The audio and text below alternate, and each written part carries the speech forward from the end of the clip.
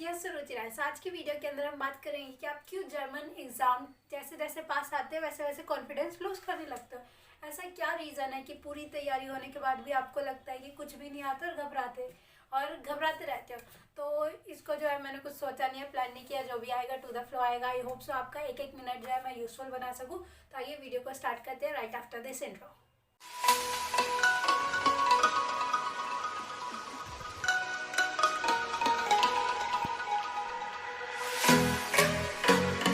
तो सबसे पहले इसके अंदर अगर आपको एग्ज़ाम से पहले घबराहट हो रही है तो इसके दो रीज़न हो सकते हैं। पहला तो आपने पढ़ा नहीं, तो इसका सॉल्यूशन क्या है, आपको पढ़ना होगा।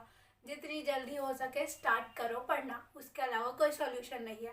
और वैसे भी जर्मन है, कोई अलग लैंग्वेज है, ये हमारी नेटिव लैंग्वेज नहीं है या इंग्लिश नहीं है जो हमें हिंदी आती हो तो इंग्लिश बना के लिखती। हमें जर्मन से रिलेटेड कोई उसका सब्सटीट्यूट नहीं आता, हम नहीं कर सकते। तो इसका एक ही ऑप्शन है कि अगर आपने नहीं पढ़ रखा अपना सिलेबस तो पढ़ो। और दूसरा आपका ये हो सकता है कि आपने पढ़ तो अच्छे से रखा है लेकिन रिवाइज नहीं किया। यस, क्योंकि दो ही कंडीशन इसके अंदर बैठते हैं, या तो आपने पढ़ नहीं रखा या तो आपने रिवाइज नहीं कर रखा। और अगर दोनों हो रखा है तो बस चिल करो, रिलैक्स करो, अपने माइंडसेट को ठीक करो। क्योंकि अगर आपका माइंडसेट ठीक नहीं होगा, आप घबराते रहोगे, ऐसा हो गया तो क्या, ऐसा हो गया तो क्या, यही सोचते रह जाओगे, इसी में बस सारा टाइम निकल जाएगा।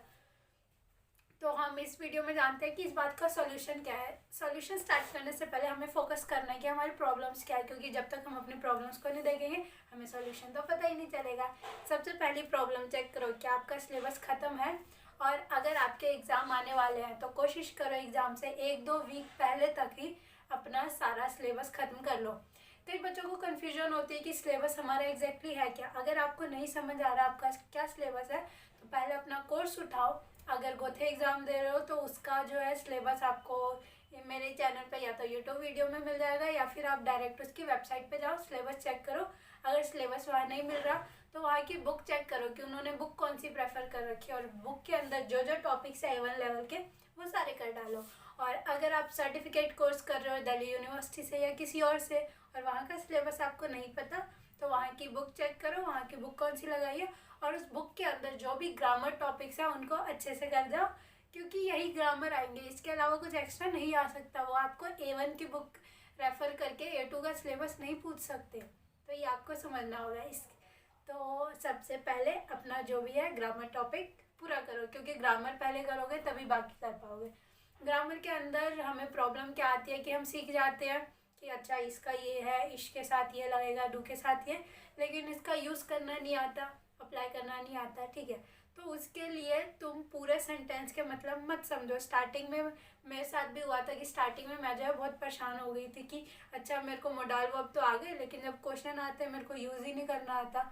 तो फिर मैं इसके लिए क्या करती थी, सबसे पहले तो जो ऑलरेडी सॉल्व्ड है उसको उठाया, उसको एनालाइज करती थी कि उसके आंसर जो है कैसे है। अगर स्टार्टिंग में क्वेश्चन में इश है यानी कि इश के अकॉर्डिंग ही कुछ इन्होंने डाला तो मैं फिर क्या करती थी। आई नो ये तरीका हमें लॉन्ग रन में मे बी ना हेल्प करे बट एग्ज़ाम के वक्त शॉर्ट रन के अंदर हेल्प करेगा। तो जो हमारा स्टार्टिंग का वर्ड है, जो फिलअप्स जो ब्लैंक होता है उससे जस्ट पहले वाला मान लो इश है तो आंसर ऑफ कोर्स इश के अकॉर्डिंग आएगा। सिमिलरली अगर पर्सनल प्रोनाउन या पॉजेसिव प्रोनाउन की बात आए तो अगर क्वेश्चन में डू है तो यानी इसका डिश आएगा ईयरन या वियर, और कुछ नहीं आ सकता। तो ये थोड़ी बहुत ट्रिक जो है ये आप जितना ज़्यादा खुद एनालाइज करके बनाओगे उतनी आपको हेल्प मिलेगी। अगर मैं ऐसी ट्रिक बना के भी दे दूँ और आप खुद एनालाइज नहीं करोगे आपको हेल्प नहीं मिलेगी। तो इसके लिए आप क्या कर सकते हो, टेलीग्राम चैनल पे मैंने कुछ क्वेश्चंस दे रखे हैं, उनके सॉल्यूशंस भी दे रखे हैं, वहाँ पे जाओ उनके सॉल्यूशन के साथ चेक करो। और जो ग्रामर कॉन्सेप्ट है तीनों को एक साथ लेके बैठो, क्वेश्चन, सॉल्यूशन और उस टॉपिक का ग्रामर कॉन्सेप्ट, और फिर शुरू हो जाओ उसको मैच करना कि कैसे रिलेट कर सकते हो। ओके, उसके बाद नेक्स्ट इसके अंदर हमारी प्रॉब्लम आती है, सबसे बड़ी प्रॉब्लम है आर्टिकल। आर्टिकल याद करें तो करें कैसे। आर्टिकल अगर नहीं याद हो रहा तो उनको मैं तरीका बताती हूँ, वो थोड़ा बहुत मेरे को नहीं पता आप में से कितना के लिए हेल्पफुल हो, बट अगर कोशिश करोगे तो एटलीस्ट इम्प्रूवमेंट तो आ ही पाएगी। तो इसके लिए क्या करो, जैसे पहले 5-5 ग्रुप बनाओ वर्ड्स के। एक ऐसा ग्रुप बनाओ जिसमें 5 वर्ड्स है और 5 डेयर है। दूसरा बनाओ नेक्स्ट 5 जो तीनों फेमिनिन यानी दी वाले हैं, और तीसरा ग्रुप बनाओ जिसमें तीनों दस वाले हैं। उसके बाद जो दी वाले 5 वर्ड्स थे, ठीक है, उनकी एक छोटी सी स्टोरी बना लो। फिर देयर वाले 5 वर्ड है, उनकी छोटी सी स्टोरी बना लो। जैसे मैंने एक वीडियो बनाई थी हाउ टू गेस आर्टिकल, उसके अंदर देखो मैंने देयर के वर्ड्स के लिए शॉर्टकट वो तो बताया कि कैसे कैसे गेस कर सकते हैं।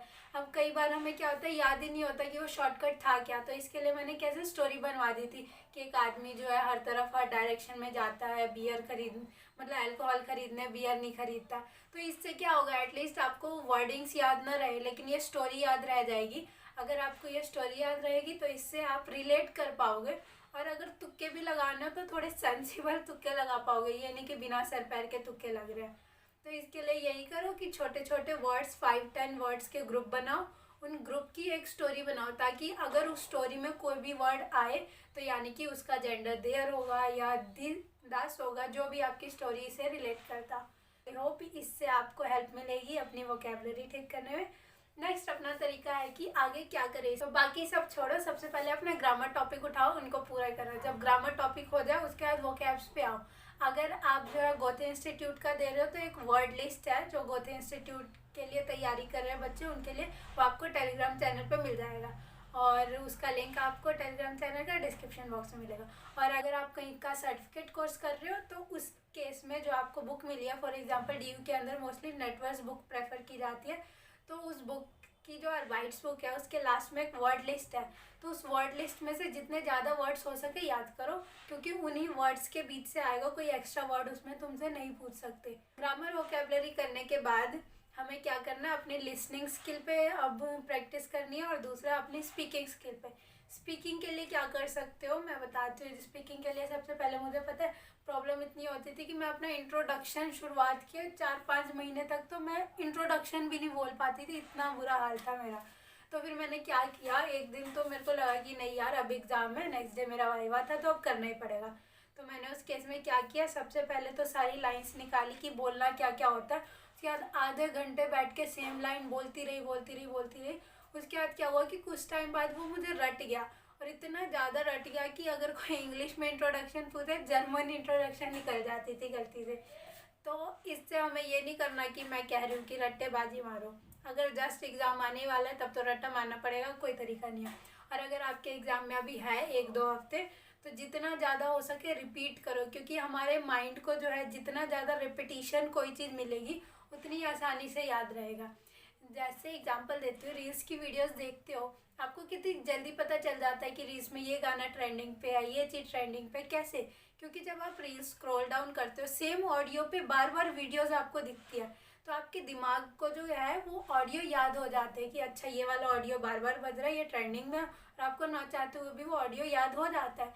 तो सेम जर्मन के केस में करो ना, बार बार रिपीट करो खुद को, एकदम दवाई की तरह समझो। जिस टॉपिक पे आपको याद करना है, अगर वाइवा है तो मोस्टली क्या हमसे इंट्रोडक्शन पूछते हैं, 1-2 बेसिक टॉपिक हो गए, माय फ्रेंड या जो भी बेसिक टॉपिक्स है उस पर, तो उनके बारे में तैयार कर लो। एक तो अपने इंट्रोडक्शन पे तैयार कर लो, दूसरा आपकी हॉबीज़ टॉपिक तैयार कर लो, और तीसरा टाइम टेबल में भी कर सकते हो। और चौथा, आजकल क्या हो रहा है, कोरोना टाइम लॉकडाउन वगैरह था, तो इसकी वजह से क्या हुआ, एक नया टॉपिक आ गया कि वास marks two year in year of fry site, मतलब कि आपको अपने फ्री टाइम में करना क्या पसंद है। तो 4-5 टॉपिक तैयार कर लो और इसके बारे में एकदम दवाई की तरह एक बार सुबह और एक बार सोने से पहले 2 टाइम जो है बोल बोल के अपने दिमाग को याद दिलाना है, और इसके बाद ये आपको अपने आप याद हो जाएगा। तो रिपीटिशन इज़ द सॉल्यूशन। अब नेक्स्ट है हमारा लिसनिंग स्किल। लिसनिंग स्किल के लिए मैं आपके योगन पार्ट के लिए वीडियोस डाल रही हूँ, जिसके अंदर की जितने भी पैराग्राफ्स हैं उससे रिलेटेड क्वेश्चन आएंगे, इससे आपकी लिसनिंग स्किल बढ़ेगी। और अगर आपको और बढ़ाना है, लिसनिंग स्किल बेटर करना है, तो कुछ जर्मन के अंदर सीरीज़ है, जैसे कि मैंने पुराने वीडियोज़ में भी ये सीरीज़ बता रखी है, नाकवेग करके कुछ है, निकोजवेग करके, हाँ। तो ये जो है काफ़ी अच्छी है। इसमें आपको एक एक वर्ड पे फोकस नहीं करना कि ये वर्ड समझ नहीं आ रहा। आप फोकस करो कि जब आपने मान लो 2-3 मिनट का देखा तो आपको क्या समझ आया, कुछ वर्ड्स थोड़ा ही बेसिक चीज़ें समझ आई, ओवरऑल हो क्या रहा है। अगर हाँ तो यानी कि बहुत अच्छा कर रहा है, एटलीस्ट 0 से तो बहुत बेटर हो ना, कुछ नहीं समझ आ रहा उससे तो बहुत ही ज़्यादा बेटर हुआ ये। तो ये हमने करने के बाद भी आपको कॉन्फिडेंस नहीं आ रहा, तो इसका एक ही रीज़न है अब कि आपको 80-20 रूल फॉलो करना होगा। सबसे पहले अपना अभी से जितने भी एग्ज़ाम के लिए टाइम बचा है डे, हर एक डे लिखो कि कितने दिन बचे हैं आज से। और उसके बाद 80-20 का रूल फॉलो करो। हर दिन 80% रिवीजन करनी है जो भी ऑलरेडी पढ़ रखा है, और 20% जो बचे हुए टॉपिक्स हैं उनको करना है। क्योंकि एग्ज़ाम में तब अच्छे मार्क्स आएंगे जब आप अपनी रिवीजन ज़्यादा बार करोगे। रिवीजन जितनी ज़्यादा बार इंक्रीज करोगे उतने ज़्यादा अच्छे मार्क्स आएंगे। तो कैप्स के लिए लास्ट में एक और टिप देना चाहूँगी कि एक जो है, एक इस तरह की नोटबुक या तो ले लो, अगर है छोटी सी तो बहुत अच्छी बात है, और अगर नहीं है तो फिर A4 साइज शीट लो, उसको 4 बार फोल्ड करो, इतनी इतनी साइज़ के वो छोटे छोटे पन्ने बन जाएंगे। फिर इसके ऊपर क्या करो, जैसे तुम्हारा ग्रामर टॉपिक है मोडाल वर्ब, तो हेडिंग डालो इतने छोटे से पर्चे में ही मोडाल वर्ब, सारे मोडाल वर्ब्स लिख लो। सिमिलरली सारे ग्रामर टॉपिक के ऐसे बना लो छोटे छोटे फ्लैश कार्ड। इससे सुबह शाम जो मैंने रिवीजन कही है उस टाइम पूरी अपनी बुक मत खोल लेना, तुम वैसे ही परेशान हो जाओगे, अरे इतना सारा पढ़ना है। नहीं, उस वक्त छोटे छोटे फ्लैश कार्ड बना के रखो। सेम वोकैबुलरी के अंदर जो जो बार बार वर्ड्स रिपीट हो रहे हैं, जो इम्पॉर्टेंट है और हमें आने ही आने चाहिए, वो सारे लिखते जाओ, अपनी स्टोरी बनाते जाओ इस पर फ्लैश कार्ड। क्योंकि हमें अपने दिमाग को समझ के उसे हैक करना होगा, वरना वो हमें कंट्रोल करने लग जाएगा। हमारे दिमाग को जो है मेहनत करना ज़्यादा नहीं पसंद, क्योंकि आपको पढ़ाई से ज़्यादा रील्स देखने में मज़ा आता है ना। तो यानी हमारे दिमाग को क्या, एंटरटेनमेंट चाहिए। अगर आप नॉर्मल पढ़ाई करते हो बस कॉपी में लिख लिख के, तो नहीं, उसकी जगह थोड़ा नया करो, कुछ पन्नों पे ट्राई करो। देखो मैं भी लिखती रहती हूँ कुछ कुछ, ताकि याद होता रहे। तो पन्नों पे लिखा करो छोटे छोटे। इससे बस ऐसा समझो कि अपनी चीटिंग के लिए तुम जो है या फर्रे बना रहे हो, फर्रे या छोटी सी स्लिप जो है, कैसे लिखते हो, एकदम इम्पॉर्टेंट चीज़ें लिखते हो छोटी छोटी। सेम वैसे ही अपने सारे ग्रामर टॉपिक्स तैयार करो और उसका रिवीजन इसी से करो, फिर देखना तुम्हारी बहुत अच्छी रिवीजन हो जाएगी। तो आई होप आपको ये वीडियो में कुछ सीखने को मिला होगा, कुछ समझ आया होगा कि कैसे तैयारी करें। और जाते जाते बस ये कहना चाहूँगी कि यार घबराओ मत, एग्ज़ाम ही तो है, अपना बेस्ट दो, एग्ज़ाम फिर बहुत अच्छा जाएगा। बस ये सारी तैयारी कर लो, जो जो मैंने बोला अगर वो फॉलो कर लिया ना, तुम्हें एकदम फाड़ने से कोई नहीं रोक सकता। So all the best for your exam.